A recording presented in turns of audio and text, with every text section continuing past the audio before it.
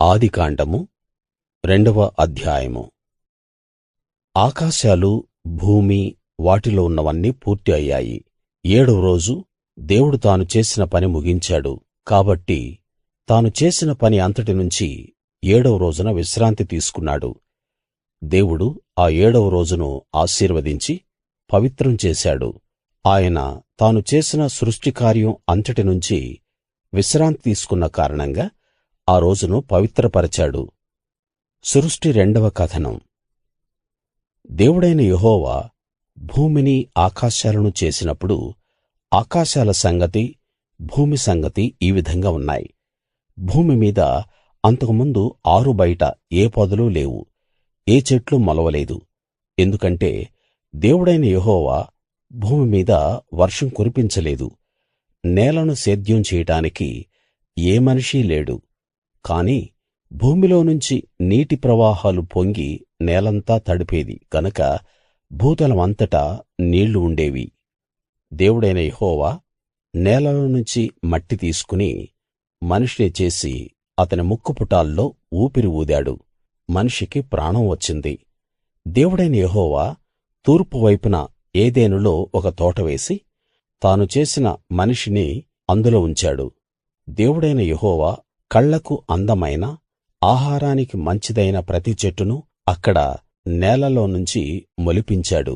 ఇంకా ఆ తోట మధ్యలో జీవవృక్షాన్ని, ఏది మంచో ఏది చెడో తెలిపే వృక్షాన్ని కూడా నేలలో నుంచి మొలిపించాడు. ఆ తోటను తడపడానికి ఏదెనులో నుంచి ఒక నది బయలుదేరి అక్కడ నుంచి చీలిపోయి 4 పాయలయింది. మొదటి దాని పేరు పీషోను. అది బంగారం ఉన్న హవీలా దేశమంతటా ప్రవహిస్తున్నది. ఆ దేశంలో దొరికే బంగారం ప్రశస్తమైనది. అక్కడ ముత్యాలు, గోమేధిక మణులు కూడా దొరుకుతాయి. రెండో నది పేరు గీహోను. అది ఇతియోపియా దేశమంతటా ప్రవహిస్తున్నది. మూడవ నది పేరు హిద్దెకెలు. అది అష్షూరుకు తూర్పు వైపు ప్రవహిస్తున్నది. నాలుగో నది యూఫ్రటీసు. దేవుడైన యెహోవా ఏదెను తోట సాగు చెయ్యడానికి, దాన్ని చూసుకోడానికి మనిషిని అక్కడ పెట్టాడు. దేవుడైన యెహోవా, ఈ తోటలో ఉన్న ప్రతి చెట్టు ఫలాన్ని నువ్వు అభ్యంతరం లేకుండా తినొచ్చు. కాని మంచి చెడ్డల తెలివిని ఇచ్చే చెట్టు ఫలాలు మాత్రం నువ్వు తినకూడదు. నువ్వు వాటిని తిన్న రోజున కచ్చితంగా చచ్చిపోతావు అని మనిషికి ఆజ్ఞాపించాడు. దేవుడైన యెహోవా మనిషి ఒంటరిగా ఉండడం మంచిది కాదు, అతనికి సరిపడిన తోడును అతని కోసం చేస్తాను అనుకున్నాడు. దేవుడైన యెహోవా ప్రతి భూజంతువును, ప్రతి పక్షిని నేలలో నుంచి చేసి ఆదాము వాటికి ఏ పేర్లు పెడతాడో చూడటానికి అతని దగ్గరికి వాటిని రప్పించాడు.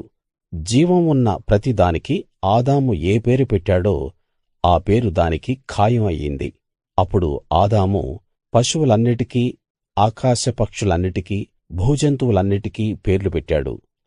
కాని ఆదాముకు మాత్రం సరిజోడు లేకపోయింది. అప్పుడు దేవుడైన యెహోవా ఆదాముకు గాఢనిద్ర కలిగించాడు.